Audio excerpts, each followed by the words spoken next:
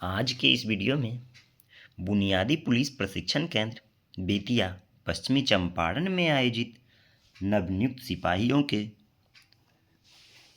अंतः विषय के परीक्षा का विषय लघु अधिनियम में पूछे गए प्रश्न एवं उनके उत्तरों को देखते हैं। प्रश्न की कड़ी में प्रथम प्रश्न है, सूचना का अधिकार अधिनियम कब लागू हुआ? तो इसका सही उत्तर है ऑप्शन ए 12 अक्टूबर 2005 को। दूसरा प्रश्न है, आरटीआई के अंतर्गत सूचना मांगने पर सूचना उपलब्ध कराना आवश्यक है, यह किस धारा से संबंधित है? तो इसका सही उत्तर है ऑप्शन सी धारा 7 से संबंधित है कि अगर आरटीआई के अंतर्गत सूचना मांगी जाए तो सूचना उपलब्ध कराना आवश्यक है। नेक्स्ट तीसरा प्रश्न है, अनुसूचित जाति एवं अनुसूचित जनजाति अत्याचार निवारण अधिनियम 1989 के अंतर्गत विशेष न्यायालय कौन गठित करता है? तो इसका सही उत्तर है ऑप्शन डी सत्र न्यायालय को विशेष दर्जा देकर विशेष न्यायालय गठित करता है। नेक्स्ट चौथा प्रश्न है, वेश्यावृत्ति को परिभाषित किया गया है। वेश्यावृत्ति को परिभाषित जो है अनैतिक व्यापार निवारण अधिनियम 1956 की धारा 2 का 4 में परिभाषित किया गया है। इसमें से किसी में भी नहीं है, इसका सही उत्तर होगा 2 का 4 में। अनैतिक व्यापार निवारण अधिनियम 1956 की धारा 2 का 4 में वेश्यावृत्ति को परिभाषित किया गया है एवं धारा 2 का क में वैश्यालय को परिभाषित किया गया है। अगर वैश्यालय पूछा जाता तब धारा 2 का क हो जाता सही उत्तर। चलिए नेक्स्ट प्रश्न है पांचवा प्रश्न, जो कोई वेश्यावृत्ति करने के लिए लोक स्थान पर प्रलोभन देता है या उसका ध्यान आकृष्ट करता है, वह अधिनियम के किस धारा के अंतर्गत दंडनीय होगा? तो इसका सही उत्तर है ऑप्शन ए धारा 7 के अंतर्गत दंडनीय होगा। अनैतिक व्यापार निवारण अधिनियम 1956 की धारा 7 के तहत ही दंडनीय होगा। नेक्स्ट है छठा प्रश्न, आयुध से अभिप्रेत है। इसका सही उत्तर है ऑप्शन बी आयुध हथियार। सातवां प्रश्न है, वन्य जीव संरक्षण अधिनियम 1972 के अंतर्गत कोई व्यक्ति बनाए गए नियम अथवा आदेश या अनुज्ञप्ति का उल्लंघन करता है तो उसे किस धारा के अंतर्गत दंडित किया जाएगा? तो इसका सही उत्तर है ऑप्शन डी धारा 51 के तहत दंडित किया जाएगा।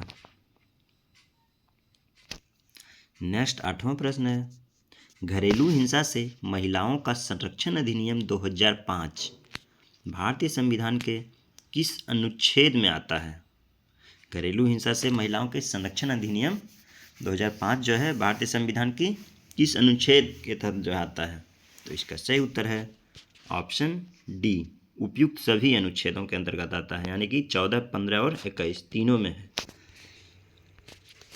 नेक्स्ट है 9वां नंबर प्रश्न, किस अधिनियम के अनुसार अंतरिम आदेश से अभिप्रेत है? अंतरिम आदेश से अभिप्रेत है। देखिए इसमें क्वेश्चन किस अधिनियम के अनुसार पूछ दिया गया है, तो अधिनियम तो है घरेलू हिंसा से महिलाओं का संरक्षण अधिनियम 2005। इसकी जो है धारा 23 जो है धारा 23 स्वीकृत आदेश यानी कि अंतरिम आदेश से अभिप्रेत है। स्वीकृत आदेश जो है धारा 23 में है। घरेलू हिंसा से महिलाओं के संरक्षण अधिनियम 2005 की धारा 23 में। सही उत्तर हो जाएगा ऑप्शन सी धारा 23 स्वीकृत आदेश या अंतरिम आदेश। चलिए नेक्स्ट है 10वां प्रश्न, अंतरिम आदेश से क्या आशय है? तो इसका सही उत्तर है ऑप्शन ए मजिस्ट्रेट द्वारा जारी संरक्षण आदेश, अंतरिम आदेश मजिस्ट्रेट के द्वारा जारी संरक्षण आदेश। नेक्स्ट 11 नंबर प्रश्न है, लोक सेवक के भ्रष्टाचार का निवारण अधिनियम 1984 के किस धारा के अंतर्गत सार्वजनिक संपत्ति को क्षतिकारित करने पर दंड का प्रावधान है? तो इसका सही उत्तर है ऑप्शन बी, धारा 3 के अंतर्गत जो है सार्वजनिक संपत्ति को क्षतिकारित करने के लिए दंड का प्रावधान है। नेक्स्ट है 12वां प्रश्न, राज्य सूचना आयुक्त को पद से कौन हटा सकता है? राज्य सूचना आयुक्त को पद से राज्यपाल हटा सकता है। इसका सही उत्तर हो गया ऑप्शन ए, राज्यपाल। 13वां प्रश्न है, इनमें से कौन कौन सूचना दिए जाने से मना करने का अधिकार है? तो इसका सही उत्तर हो जाएगा डी, कर लीजिए A+B, सूचना दिए जाने से मना करने का अधिकार है, यानी कि जब सूचना की सूचना जो है गोपनीय प्रवृत्ति का हो या फिर भारत की संप्रभुता सुरक्षा पे सूचना के फैलने से खतरा हो, तो इस कंडीशन में जो है सूचना दिए जाने से मना करने का आधार है। तो सही उत्तर हो जाएगा A+B। चलिए नेक्स्ट है 14वां प्रश्न, कोई व्यक्ति किसी विधि विरुद्ध संगम आदि का सदस्य होता है उसका दंड का प्रावधान किस धारा में है? तो गैर कानूनी गतिविधि रोकथाम अधिनियम 1967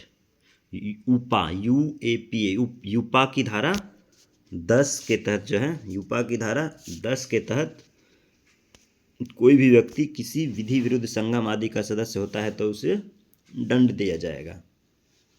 गैर कानूनी गतिविधि रोकथाम अधिनियम 1967 की धारा 10 के तहत। चलिए नेक्स्ट प्रश्न है 15वां प्रश्न, बिहार पुलिस अधिनियम 2007 में कुल कितनी धाराएं हैं? तो पूर्व में कुल 97 धाराएं थी, अभी वर्तमान में 97 से अधिक है, वैसे आप लोग देख लीजिएगा अपने स्तर से, लेकिन बुक में 97 ही दिया हुआ है, जो है कुल 97 धाराएं हैं। नेक्स्ट 16वां प्रश्न है, बिहार पुलिस अधिनियम 2007 के किस धारा में उग्रवादी गतिविधि का उल्लेख है? तो इसका सही उत्तर है ऑप्शन को, धारा 2 का अंगों में जो है उग्रवादी गतिविधि का उल्लेख है, अंगों। नेक्स्ट 17वां प्रश्न है, घरेलू हिंसा की परिभाषा किस धारा में है? घरेलू हिंसा की परिभाषा घरेलू हिंसा से महिलाओं के संरक्षण अधिनियम 2005 की धारा 3 में परिभाषित है घरेलू हिंसा। नेक्स्ट 18वां प्रश्न है, विस्फोटक अधिनियम 1884 के अंतर्गत कोई व्यक्ति किसी का दुष्प्रेरण करता है तथा दुष्प्रेरण करने का प्रयास करता है तो यह किस धारा में उल्लेखित है? तो इसका सही उत्तर है विस्फोटक अधिनियम 1884 की धारा 12। कोई व्यक्ति जो है किसी का दुष्प्रेरण करता है या फिर दुष्प्रेरण करने का प्रयास करता है तो विस्फोटक अधिनियम 1884 की धारा 12 में जो है उसका उल्लेख है। 19वां प्रश्न है, विस्फोटक पदार्थ अधिनियम 1908 के अंतर्गत कोई व्यक्ति जीवन या संपत्ति को जोखिम में डालने की नियत से विस्फोट करता है तो उसके लिए दंड का प्रावधान किस धारा में वर्णित किया गया है? तो इसका सही उत्तर है ऑप्शन बी, धारा 3 में वर्णित किया गया है।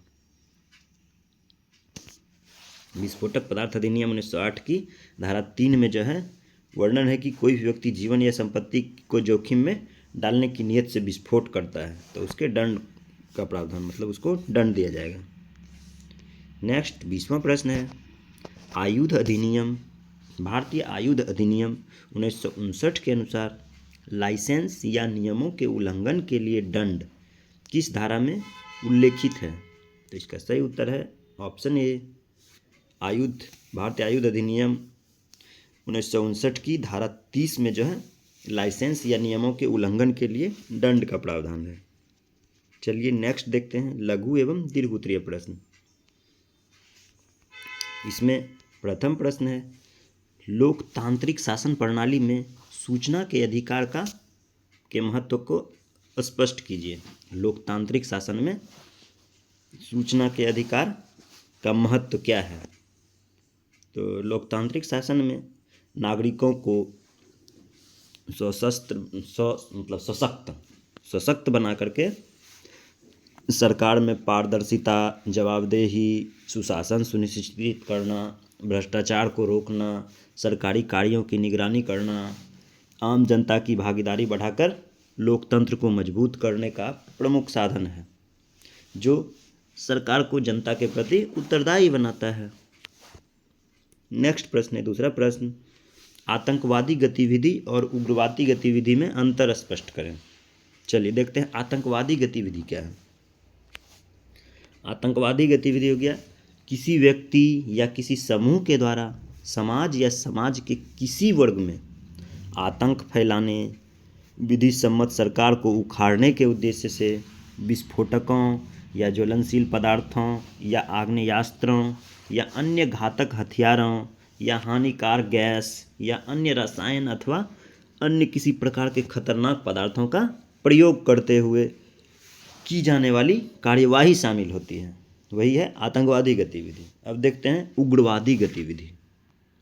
उग्रवादी गतिविधि है किसी समूह द्वारा अपने राजनीतिक उद्देश्यों की प्राप्ति के लिए विस्फोटकों, ज्वलनशील पदार्थों, आग्नेयास्त्रों या अन्य घातक हथियारों या खतरनाक पदार्थों का प्रयोग करते हुए की जाने वाली हिंसक कार्यवाही शामिल है, यह है उग्रवादी गतिविधि।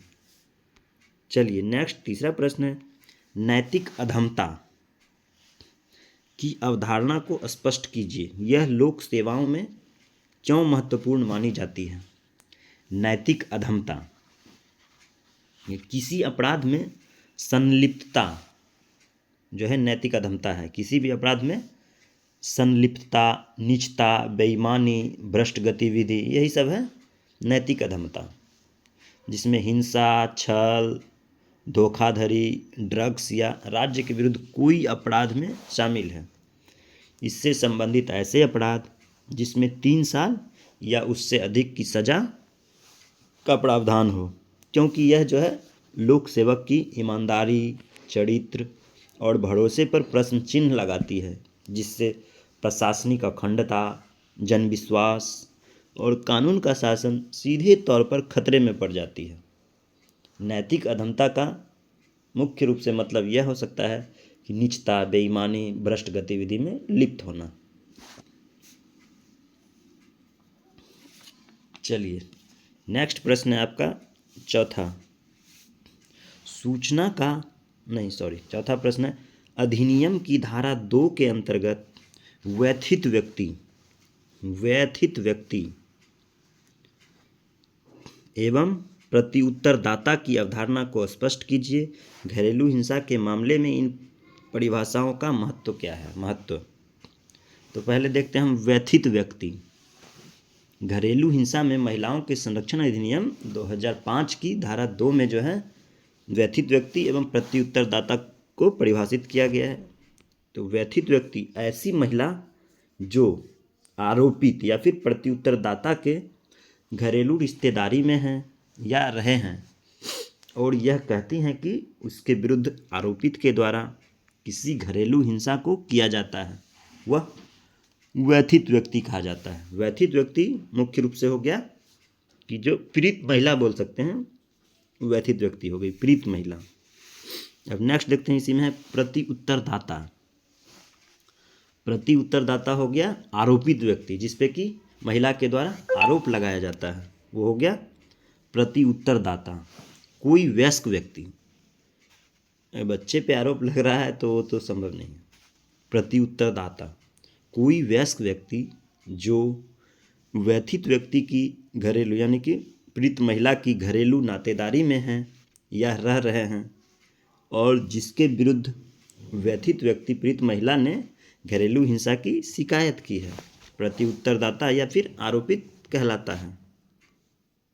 नेक्स्ट है 5वां प्रश्न, सूचना का अधिकार अधिनियम को स्पष्ट कीजिए।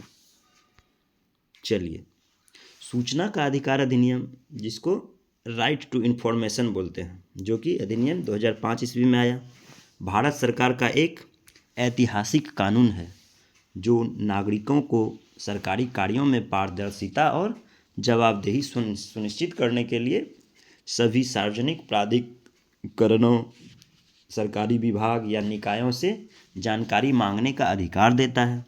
यह 12 अक्टूबर 2005 को लागू हुआ, जिसका मुख्य उद्देश्य भ्रष्टाचार को कम करना, लोकतंत्र को मजबूत करना और नागरिकों को सशक्त बनाना है। चलिए, नेक्स्ट छठा और अंतिम प्रश्न है, घरेलू हिंसा से महिलाओं का संरक्षण अधिनियम 2005 का क्या महत्व है? तो घरेलू हिंसा से महिलाओं के संरक्षण अधिनियम 2005 का जो है मुख्य उद्देश्य है कि महिला पर होने वाले शारीरिक, मानसिक, लैंगिक, मौखिक या भावनात्मक या आर्थिक दहेज मांग की पूर्ति के लिए प्रताड़ित करने वाले आर्थिक मामले को रोकने या फिर संरक्षण प्रदान करने का अधिनियम है। चलिए, समाप्त हुआ आज का वीडियो। इसी तरह का वीडियो पाने के लिए हमारे YouTube चैनल को सब्सक्राइब करें। धन्यवाद।